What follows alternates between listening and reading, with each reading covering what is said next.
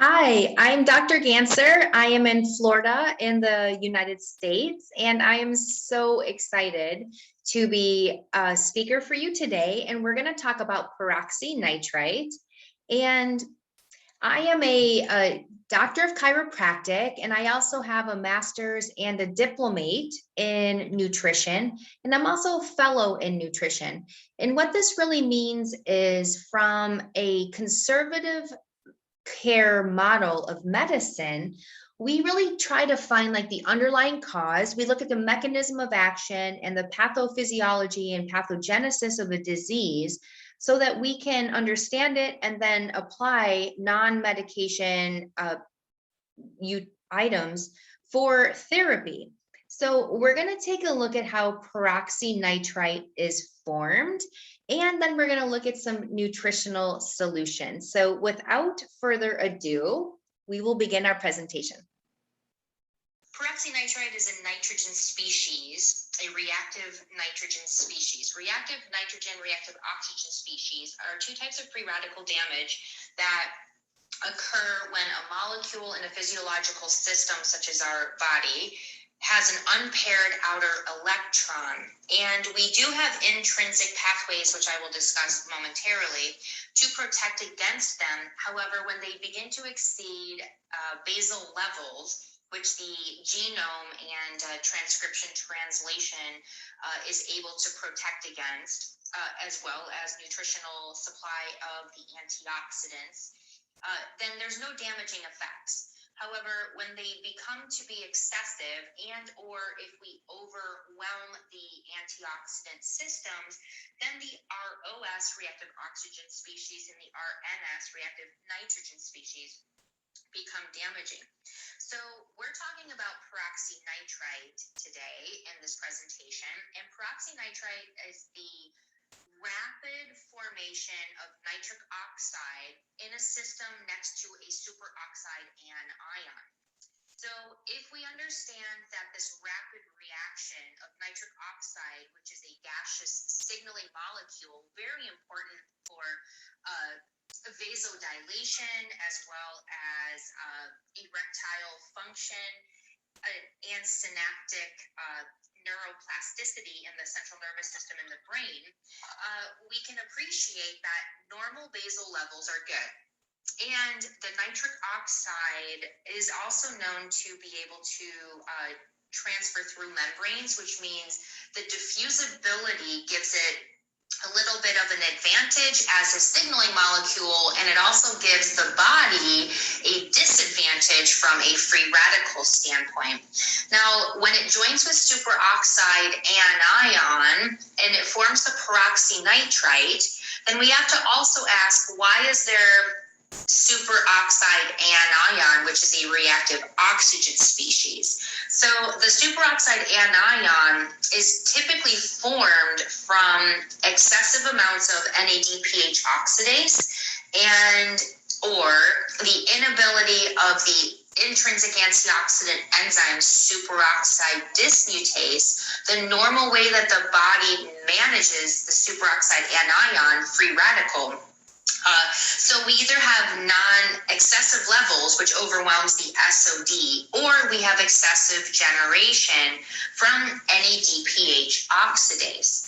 Now, what's interesting about this setup physiologically is if we have NADPH oxidase overstimulation, then we get excessive and or above basal levels of our reactive oxygen species, free radical, superoxide, and ion, which should be quenched by superoxide dismutase unless it becomes excessive. Now, we also said that nitric oxide in excessive levels can also be a problem, generating the potential bioavailability of the formation of the peroxynitrite, which is nitric oxide plus superoxide and ion. So what I just said was the superoxide anion in excessive levels comes from the NADPH oxidase in overactivity. And nitric oxide is generated by an enzyme named nitric oxide synthase. The nitric oxide synthase coincidentally has two ends of the enzyme structurally, and one of them happens to be, coincidentally, an NADPH oxidase. So we can have excessive nitric oxide generation because of increased activity of the NOS, nitric oxide synthase enzyme. And to further explain where this can come from, there are three isoforms, and constitutively expressed, NOS is neuronal and very common in the brain and the central nervous system, especially during neuroplasticity, as well as brain injury and trauma. And endothelial, which is the eNOS, during vasodilation and response to shear stress, as well as some of the turbulence in blood flow, which is the stimulus. So if we have brain injury, we have excessive amounts of stimulus of the NOS, which will create increased levels of nitric oxide synthase. And in a system of superoxide anion and or oxidative stress, the amounts of superoxide anion can supersede and overwhelm the SOD, the superoxide dismutase, and then we would end up with both increased nitric oxide as well as increased superoxide anion.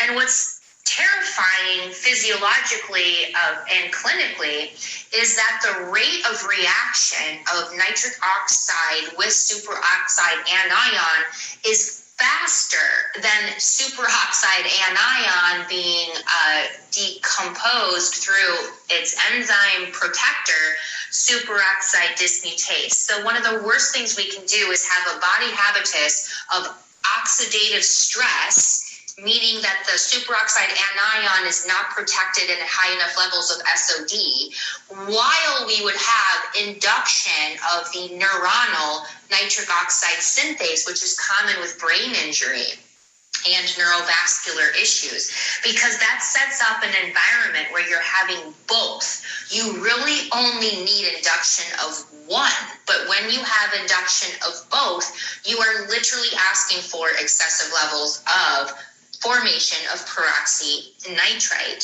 So in addition, we want to make sure that the endothelial nitric oxide synthase, which is the constitutively expressed, remember, NOS has a one-side formation structurally as an NADPH oxidase. And when we need to vasodilate, and the way that the nitric oxide synthase works is it has a precursor and it has a cofactor. The precursor is the amino acid arginine. The cofactor is the fully reduced tetrahydrobiopterin, which we name BH4.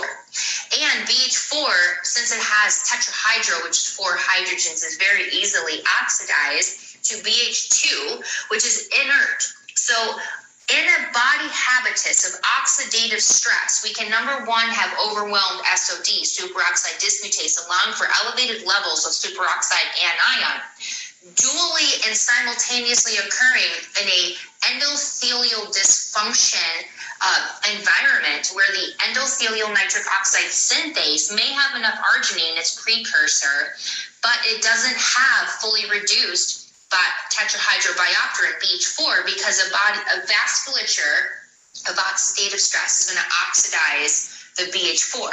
Hydrogens are electrons in a physiological system, and they're very easy to steal as a free radical. A free radical has an unpaired electron, and it will take hydrogens and electrons. So BH4 is very easily oxidized, and BH2, its oxidized version, is an inert molecule. It will not satisfy the cofactor role, so that arginine plus BH4, in order to vasodilate by the nitric oxide synthase generation of nitric oxide, will actually generate superoxide anion and peroxynitrite. So hypertension, hyperlipidemia, hyperglycemia, all of our metabolic disorders, metabolic syndrome, these are riddled with oxidative stress, overwhelmed SOD, a very high generation of free radicals. The more the free radicals are around, the more the BH4 is going to get oxidized, and that means the more peroxynitrite that is going to get generated. In addition, we have worsening vasoconstriction because the blood vessels cannot vasodilate because our enos cannot make nitric oxide in sufficient levels. So if this is happening in a brain that has neurodegenerative processes or injury, then we're going to have very significant amounts of peroxynitrite. And remember, if we are experiencing elevated levels of peroxynitrite, this is also going on with other oxidative stress reactions, as I have just explained, because they're going to go hand in hand. They're happening concomitantly. So when we have reactive oxygen species and ROS, the effect is we have damaged DNA, we have damaged the unfolding of the proteins, and we also have lipid peroxidation, which is damage of the oxidative species on fatty acids, which of course we know are in the membranes of every cell, the lipid bilayer, and also oxidation of our circulating lipoproteins. So oxidative stress is, again, concomitantly. Remember, everything that I'm talking about is happening sequentially, simultaneously. So that means that we're going to have oxidation of circulating lipoproteins, and that's going to be oxidized LDL, which everybody knows is a very potent driver of the atherosclerosis. And the worse the atherosclerosis gets, the worse the occlusion gets.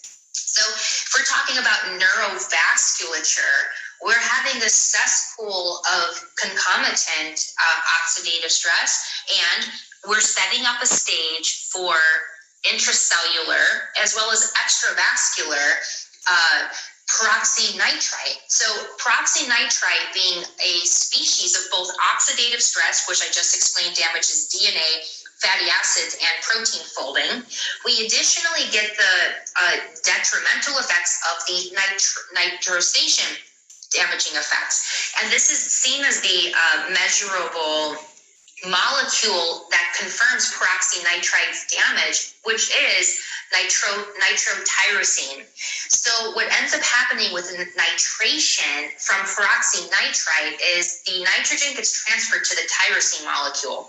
And this is very bad for cell signaling because intracellularly we have a tyrosine kinase. The tyrosine kinase, if it gets nitrated under peroxynitrite's nitration, detrimental reactive species effects, means that we're going to have decreased downstream communication. So if you halt the signaling, which is basically a communication signal, then the end product or the end message cannot continue. So if you've got 7 steps to send a message and you halt it at step 2, then you don't get to step 7.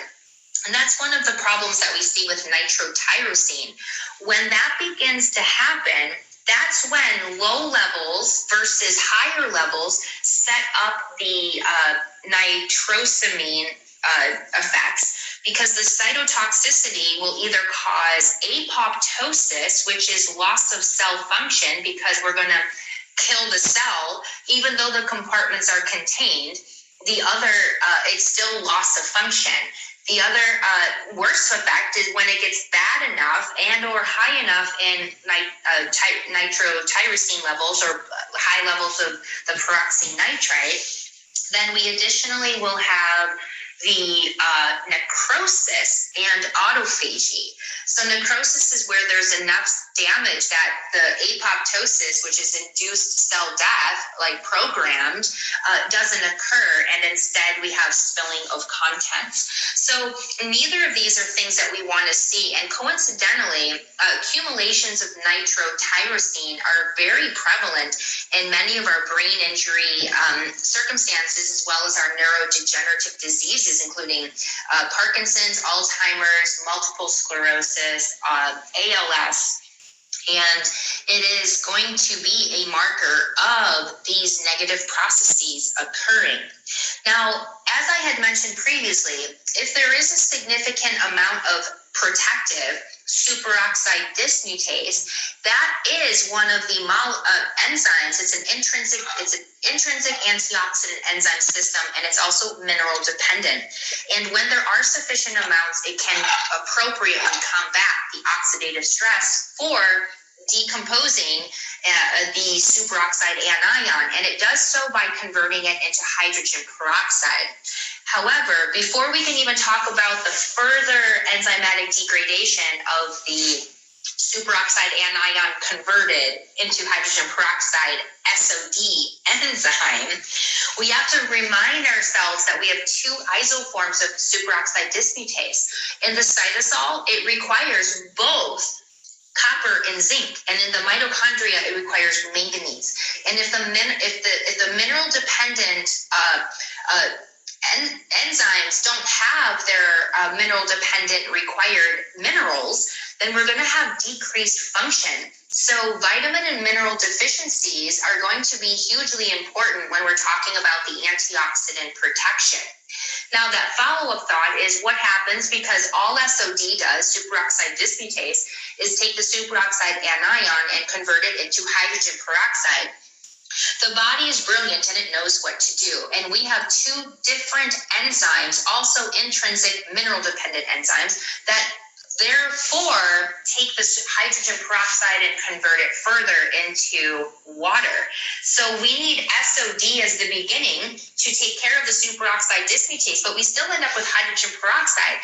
Hydrogen peroxide can also transmembrane diffuse, and if it accumulates in a mitochondria, it's going to also induce cell death through the caspase mitochondrial induced cell death. And hydrogen peroxide in the blood vessels can actually also cause arteriosclerosis by making changes in thickening of the arterial walls. Now, in order to have hydrogen peroxide, which is produced as a one step from the SOD, be corrected, we have two different enzymes. One is an iron heme-dependent catalase, and the other is going to be a selenium-dependent glutathione peroxidase. And in order for the selenium-dependent glutathione peroxidase to continue to do its job to fight and combat hydrogen peroxide, it requires B2 and B3 as FAD and NADPH. And NADPH requires B1, which is thiamine, to regenerate itself through the pentose phosphate pathway. We additionally need two glutathiones, which is cysteine, glycine, and glutamate. So you cannot be vitamin deficient, you cannot be mineral dependent, and you cannot be protein amino acid deficient, because in order to combat oxidative and nitrogen stress, you have to be able to synthesize these enzymes, which requires amino acids. You have to be able to have the cofactors and coenzymes, which are the vitamins and minerals that allow them to be sustained and to do their function. Therefore, one of the best things that we can do to protect against oxidative and nitrogen stress, ROS and RNS, is to make sure that we are not deficient in protein and amino acids, deficient in vitamins and minerals, and we need to combat the metabolic disturbances that overwhelm our antioxidants and our antioxidant enzyme systems. And those are your metabolic disorders of hyperglycemia, prediabetes, elevated HbA1c, metabolic syndrome, hyperglycemia-induced hyperlipidemia. Your hyperglycemia-induced hyperlipidemia is one of the primary sources of oxidized LDL, because excessive sugar is going to cause a spike in the amount of circulating VLDLs, which become circulating LDLs. So if you have excessive amounts of circulating LDL in a system of body habitus of oxidative stress, they're going to become oxidized. Additionally, hypertension in itself is vasoconstriction.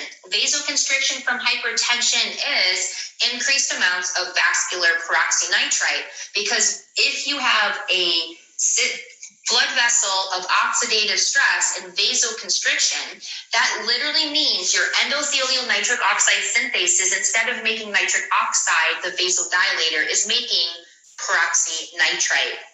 And it's a cesspool. So the other way to protect against peroxynitrite, other than protecting against oxidative stress and removing the triggers that cause it, is to directly scavenge the peroxynitrite molecule itself once it's formed. So we want to find ways to reduce oxidative stress, which promote the formation of it. We also want to talk about ways that are going to be able to directly scavenge it. So if we have the ability to stimulate NRF2, NRF2 through different antioxidants is going to go directly to the genome, and it's going to increase the synthesis and the transcription to translation of the intrinsic antioxidant enzymes. Stimulation of NRF2, which is done intrinsically by oxidative stress or exogenously by taking nutritional agents that stimulate NRF2, will increase SOD, will increase glutathione peroxidase, increase glutathione reductase, which recycles the glutathione to make sure that it has a bioavailability to do another round with the glutathione peroxidase, as well as catalase. However, remember, these are proteins because enzymes are proteins, so we need amino acids. And remember that they also require minerals. So everything I've already said has to be supported. Nutritional supplementation beyond the RDA in a body habitus of oxidative stress has to be at therapeutic doses. RDA is not going to cut it. Additionally, we have two more things that will directly improve peroxynitrite. We have MitoQ. MitoQ is a new mitochondrial targeted form of coenzyme Q, which concentrates in the membranes as well as the mitochondria, because it participates in three different reactions of the electron transport chain by shifting electrons around. By taking this new mitochondrial targeted MitoQ, which is a supplement that has been shown to be safe and effective in humans, it will insert and concentrate into the electron transport chain mitochondrial membrane, and it has been shown to directly decrease hydrogen peroxide's damaging effects on the mitochondria and the mitochondrial induced apoptosis. Now, MitoQ has also been shown to decrease the oxidation of LDLs as well as improve the flexibility and the morphology of the vascular endothelial cells. And it does it in a non-eicosanoid inflammatory pathway. So this is something that will improve hydrogen peroxide damage. It reverses and protects against mitochondrial damage induced cell death, and it is safe and effective in humans. Lastly, that I want to talk about is going to be protecting with your hydrogen peroxide water. Hydrogen water is not alkaline water. Hydrogen water actually delivers hydrogen gas into the blood. It can pass the blood-brain barrier, and it directly has the ability to scavenge peroxynitrite. This is something that in a body habitus of neurodegenerative diseases and or brain injury, supplementing with MitoQ, drinking or supplementing with the hydrogen tablets, which you drop into water, along with all of the vitamins, minerals, and amino acids at therapeutic doses, is going to be something that is vitally important, and you need to do all of it. If you do these together, you're going to have synergy. And when you have synergy addressing some of these neurodegenerative diseases, you can combat not only peroxynitrite itself when it's formed in basal levels, but you can actually decrease the sources that are causing the increased formation of it. And when you pair them together, you're going to have a significant improvement in the body habitus and therapeutic approach.